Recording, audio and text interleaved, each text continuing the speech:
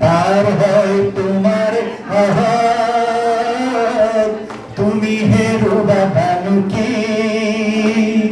দুর্বল মানুহে যদি জীবনার কুহায় নদী পার হয় তোমার আহার তুমি হেরুবা ভানুকি মানু যদি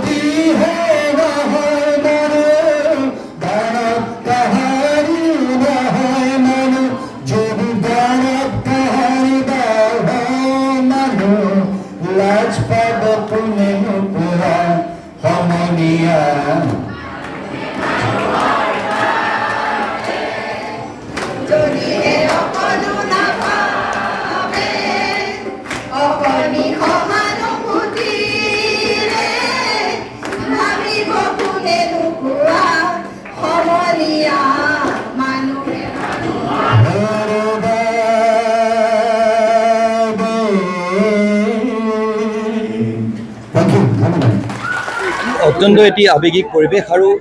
এনে এখন ঐতিহ্যপূৰ্ণ এখন বিদ্যালয় তাত আজি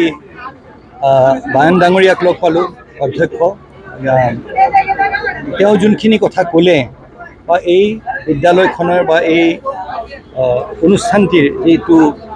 ঐতিহ্যপূৰ্ণ ইতিহাস এই ইতিহাস বজাই ৰাখিবলৈ সমগ্ৰ ৰূপহীবাসী ৰাইজে যি প্ৰচেষ্টা চলাইছে প্ৰকৃততে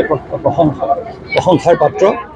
আৰু আজি এই বিদ্যালয়খনৰ ছাত্ৰ ছাত্ৰীসকলৰ লগত একেলগ হৈ আজি তেওঁলোকৰ যোনটো উৎসাহ জীৱনত আগবাঢ়ি যাবলৈ তেওঁলোকৰ মনত যিখিনি সপোন মই দেখিলোঁ দেখি খুব ভাল লাগিলে একেলগে মিলি আমি মানুহে মানুহৰ বাবে এই গীতটি গালোঁ আৰু মই ভাবোঁ যে ভূপেনদাৰ এই গীতটি গালে আৰু কোনো ভাষণ দিয়াৰ প্ৰয়োজন নাথাকে এই গীতটি যদি আমি হৃদয়ংগম কৰিব পাৰোঁ তেতিয়াহ'লে সমাজখন নিজেই ভাল হৈ যাব সমাজখনত কৰিবলগীয়া কামখিনি আমি নিজে কৰি যাম